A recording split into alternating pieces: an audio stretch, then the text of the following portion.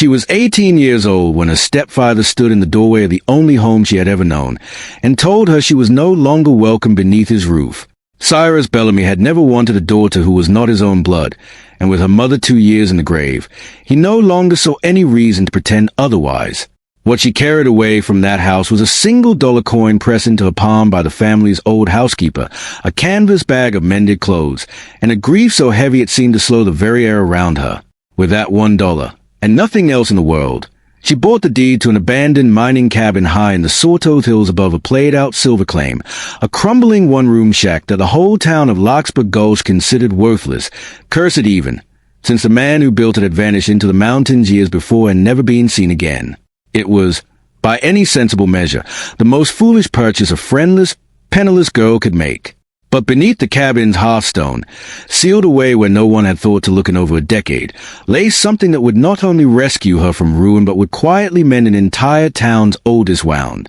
Settle in, and let us tell you the story of Della Whitfield. If you have ever felt cast out from the only place you called home, we'd be glad to hear about it in the comments below. Della Whitfield was born in the autumn of 1867 in a canvas tent pitched on the outskirts of a mining camp that would, within a decade, grow into the town of Larkspur Gulch, nestled in a narrow valley of the Idaho Territory where silver had briefly promised the world before the veins ran thin and the world moved on to richer ground elsewhere. Her father, Amos Whitfield, had been a prospector of modest luck and considerable patience, a man who believed that the mountain gave up its secrets slowly to those willing to listen rather than dig blindly, and it was from him that Della learned, before she was old enough to properly hold a pick, how to read the color of rock, how to judge the age of a tailings pile, and how to move quietly and carefully through country that punished carelessness without mercy. Her mother, Sarah Whitfield, had been a teacher back east before the West called her husband away, and she brought with her a trunk of books that she read aloud by lamplight in whatever shelter they had that season,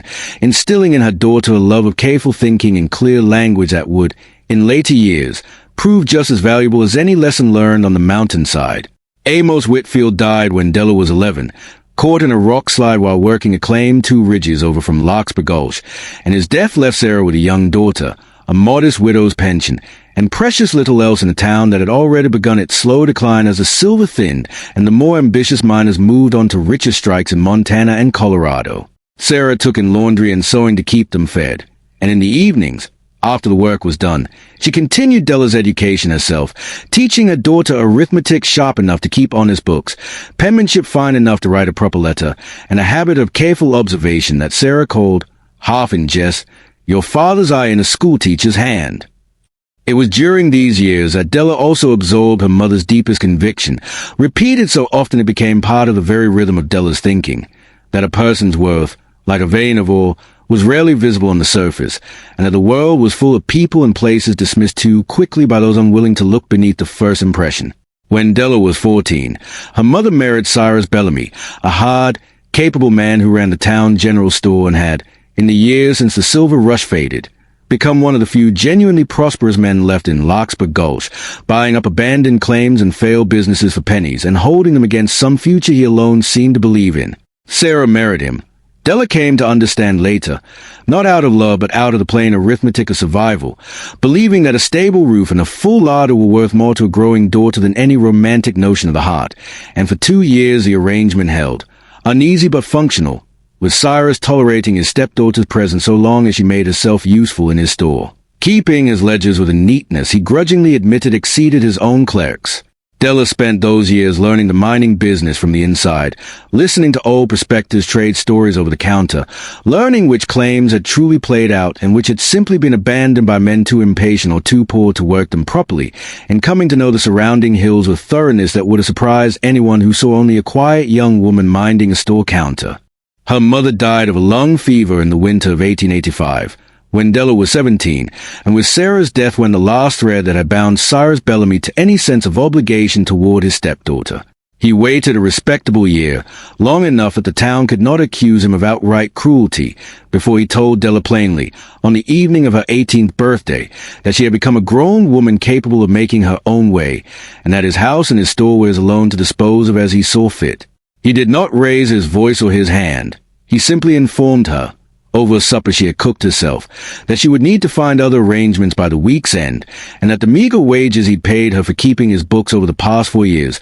a sum barely worth mentioning, would be the whole of her inheritance from the household that had raised her. The old housekeeper, a stooped and kindly woman named Agnes Muldoon, who had served the Bellamy household since before Della's mother arrived, wept openly the morning Della packed her canvas bag, and it was Agnes who pressed a single silver dollar into Della's palm at the door, whispering that it was all she had to spare and that she was sorry it couldn't be more. Della stood on the porch of the only home she'd known in Larkspur Gulch, looking out at a town that had watched her grow up and now seemed entirely indifferent to where she would go, and she felt, for the first time in her young life, the particular loneliness of being unwanted by the people closest to her. She spent that first night in the loft above the livery stable, arranged through the quiet kindness of the stable owner, and she lay awake turning her situation over with the same careful, patient attention her father had taught her to give any difficult vein of rock, searching for the scene that would let her work her way through it. The morning after, walking the length of Larkspur Gulch's dwindling main street with her $1 in her canvas bag, Della found herself drawn, as she often had been as a girl trailing behind her father, toward the notice board outside the county assay office, where abandoned claims and unpaid tax properties were sometimes posted for sale to whoever would take on the burden of them. There, tacked among notices for mules and mining equipment, was a handwritten bill announcing the sale of a mining cabin and half-acre claim high on Widow's Ridge, seized for unpaid taxes from an estate that had never been properly settled, the opening price $1, since the assessor considered the property, a collapsing one-room shack beside a claim long since worked out, to be worth nothing more than the paper the notice was written on. Della recognized the location at once from her father's old stories. It had belonged to a solitary prospector named Josiah Renfro, a man who had worked that claim for nearly 20 years before he vanished into the high country one autumn and was never seen in Larkspur Gulch again, his cabin left standing empty and untouched, gathering the particular reputation for bad luck that clings to any place where a man simply disappears without explanation. She thought of her father then, of the patient way he'd spoken to Josiah Renfro as a careful, honest man who had never struck it rich but had never given up looking either, and she thought too of her mother's old conviction that worth was rarely visible on the surface. The dollar Agnes Muldoon had pressed into her hand felt suddenly less like the last coin of a life ending and more like the exact and only sum required for whatever life was to come next, and so Della Whitfield walked into the SA office and, to the mild surprise of the clerk on duty, purchased the deed to Josiah Renfro's abandoned mining cabin for the full asking price of $1, becoming, in the eyes of the few townsfolk who noticed it all, simply another sad case of a young woman with more stubbornness than sense. The walk up to Widow's Ridge took the better part of the afternoon, following a rough trail that climbed steadily through stands of lodgepole pine before opening onto a shoulder of exposed granite where Josiah Renfro's cabin stood, weathered silver gray, its roof sagging under years of snow load, but its log walls still standing square and true, a testament to whatever care its builder had put into it. Della let herself in through a door that stuck stubbornly on rusted hinges, and she stood for a long moment in the single dim room, breathing air that smelled of dust and old wood smoke and something else beneath it. Something like time itself settled into the corners. There was a rope bed frame stripped of its mattress, a rough table and one chair, a wall of shelves holding a few cracked jars and tools gone orange with rust, and a stone hearth built with more skill than the rest of the cabin suggested. Its stones fitted so tightly and so evenly that even Della, no mason, could see it had been built by a man who took genuine pride in his work. She spent that first evening simply making the cabin livable, sweeping years of dust and mouse droppings from the floor, patching the worst gaps in the roof with bark and pine boughs against the coming night's chill, and it was while clearing debris from the hearth, intending to build a small fire against the mountain cold, that her hand brushed against the hearthstone itself and found, beneath a thin skin of dust and soot, a seam running around one particular flat stone that did not match the mortar pattern of its neighbors, a seam too deliberate and too clean to be simple wear. Her father's old lessons rose up in her at once, the careful attention he had taught her to give any irregularity in rock,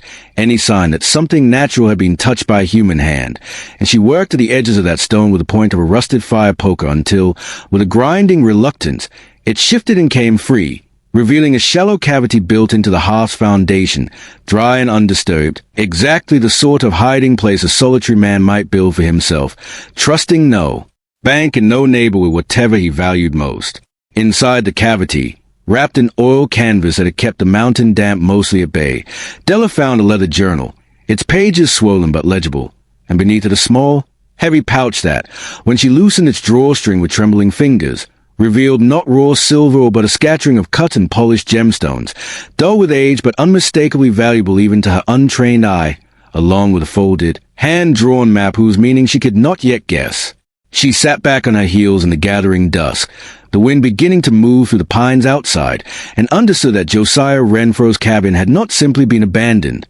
Someone had meant for these things to be found, eventually, by someone patient enough to look. Over the following days, working by firelight in the evenings after she'd spent her mornings gathering what food and supplies she could manage on credit from a sympathetic trader, Della read Josiah Renfro's journal from its first entry to its last, and the story that emerged was far stranger and sadder than the town's vague legend of a man who'd simply vanished into the mountains. Josiah, the journal revealed, had not been merely a lone prospector chasing silver. He had once been a jeweler's apprentice back east, trained in the cutting and appraisal of precious stones before some unrecorded trouble sent him west to reinvent himself as a miner. In his years working the Widow's Ridge claim, he had discovered not silver but a small, rich pocket of garnets and sapphires, gemstones of genuine quality that he had, with his old jeweler's skill, quietly cut and polished himself, telling no one in Larkspur Gulch of his find, fearing correctly that news of gemstones rather than silver would bring a different and more dangerous kind of attention to a lone man working alone in the high country. The journal's later entries grew increasingly troubled, describing Josiah's growing fear of a man named Elias Grimm, a acclaimed speculator who had, in the town's early boom years, made a practice of buying up struggling miners' claims for a fraction of their worth, using threats and occasionally outright violence when persuasion failed, and who had somehow gotten wind that Josiah Renfro was sitting on something more valuable than silver, though he never learned exactly what. Josiah wrote of Grimm's visits to his cabin growing more frequent and more menacing through that final autumn, of veiled threats against his claim and his safety, and the journal's last entry, dated in October of a year Della calculated to be some 18 years past, described Josiah's decision to hide his gemstones and his hand-drawn map beneath the hearthstone and to leave Larkspur Gulch entirely, intending to travel to Boyce's City to sell his stones properly and perhaps return for them later, or send for them, once he was safely beyond Elias Grimm's reach. He never wrote another word. Whether he reached Boyce's City, whether Grimm's threats caught up with him on the trail, or whether he simply chose never to return to a place that had brought him only fear in its final months, the journal could not say, and Della understood with a sinking,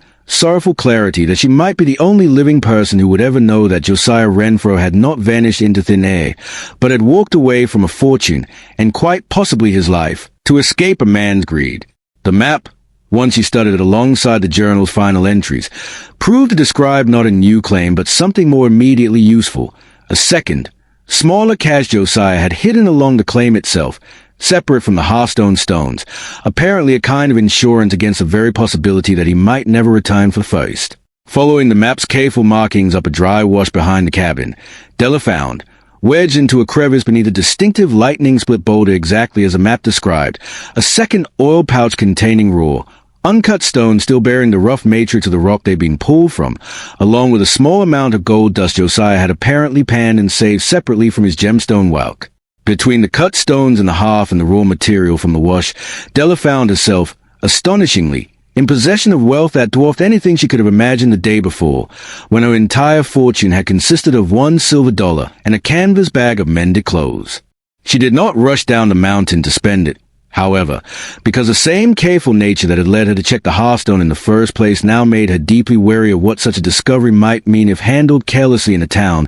that had watched Josiah Renfro disappear under circumstances everyone had simply chosen not to examine too closely. She spent nearly 3 weeks living quietly at the cabin, repairing its roof properly, planting a small garden against the coming season, and selling just enough of her sewing skill in town to keep herself fed without drawing attention to any change in her fortunes, all the while quietly asking careful questions about Elias Grimm, learning that the man was not only still alive but had, in the years since Josiah's disappearance, become the largest landholder in the county, having bought up so many struggling claims that he now effectively controlled access to the only decent road connecting Larkspur Gulch to the railhead at Meridian Falls, a toll he charged freely to any miner or merchant who needed to move goods through the pass he owned. It was old Agnes Muldoon, the very housekeeper who had pressed the dollar into Della's hand, who finally connected the pieces for her revealing over tea in the kitchen where Agnes still worked that Elias Grimm's road toll scheme had been quietly strangling what remained of Larkspur Gulch economy for over a decade, forcing small miners and merchants either to pay Grimm's punishing rates or to abandon their goods entirely.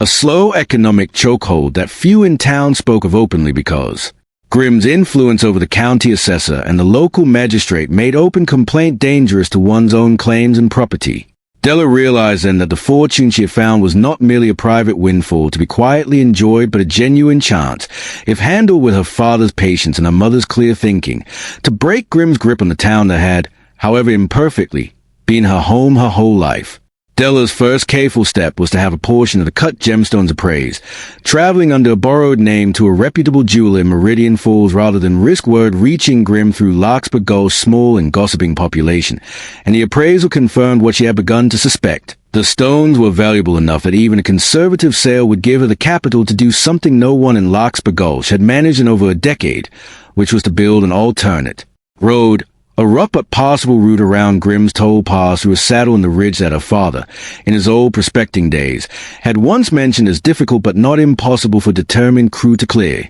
She returned to Larkspur Gulch with a modest sum in hand, enough to begin quietly hiring a small crew of underemployed miners to survey and clear the alternate route, presenting the venture publicly as a simple road improvement scheme funded, she said carefully, by the sale of some old family jewelry, an explanation vague enough to satisfy curiosity without inviting the kind of scrutiny that might lead back to a hearthstone on Widow's Ridge. It did not take Elias Grimm long to notice that a rival route was being cleared, and he came to Della directly, riding up to the cabin on Widow's Ridge with two of his hired men trailing behind him, his manner smooth and threatening in equal measure as he informed her that a woman alone, new to property and business, would do well to abandon any notion of competing with a man of his standing in the county, hinting, in language careful enough to avoid outright confession, that the previous owner of her cabin had learned the cost of crossing him. Della, standing her ground on her own porch with composure that surprised even herself, told Grimm plainly that she intended to finish the road regardless of his objections,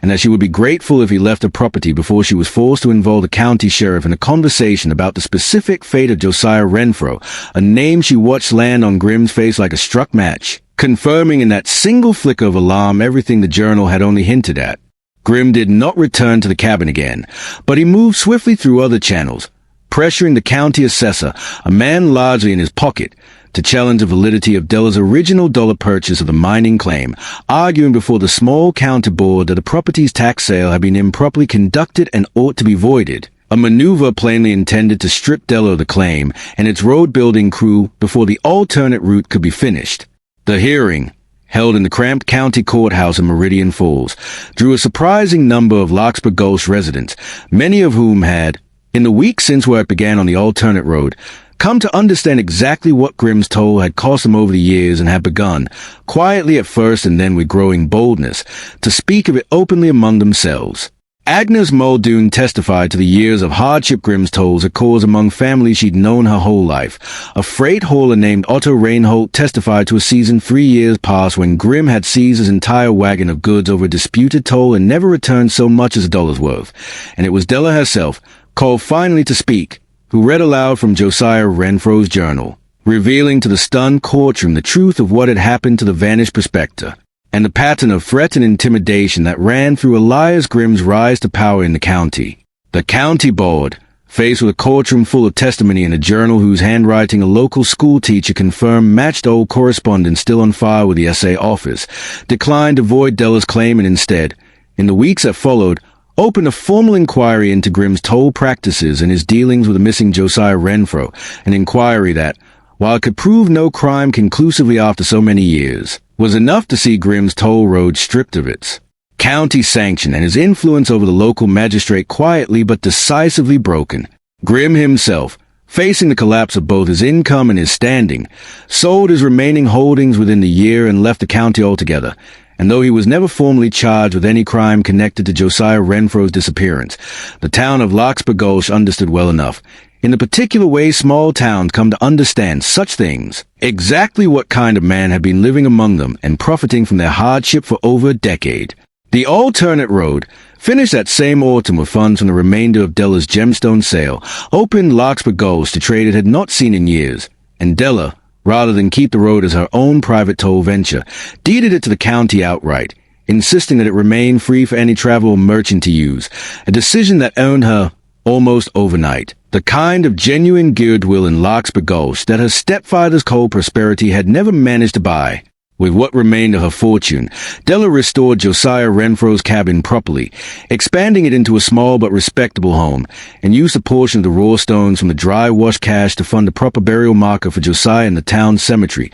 since his body, though never found, deserved at least a name carved somewhere that would outlast the mountain's silence about his fate. She also, in a gesture that Agnes Muldoon wept openly to receive, purchased for the old housekeeper a small cottage of her own in town, freeing her at last from decades of service in the Bellamy household, a debt of $1 repaid many hundreds of times over. It is worth returning, as this story nears its end, to where it began, an 18-year-old girl standing on a porch that was no longer hers to stand on, holding a single silver dollar and a bag of mended clothes, with nowhere in the world that seemed to want her. Della Whitfield did not find Josiah Renfro's hidden fortune because the mountain favored her out of some easy magic,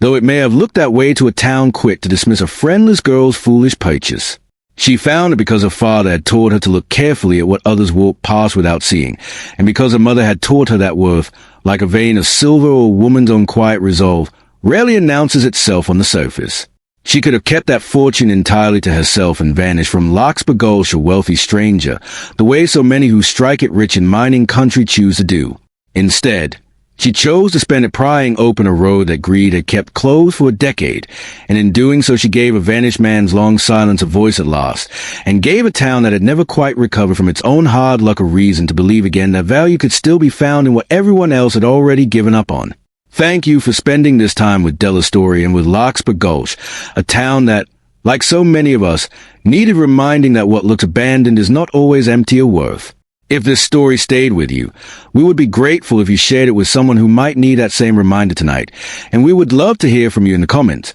What is a time in your life when you found real value in something or someone that everyone else had already written off as worthless? We read every story you share with us, and we are always glad you are here. Until next time, stay close.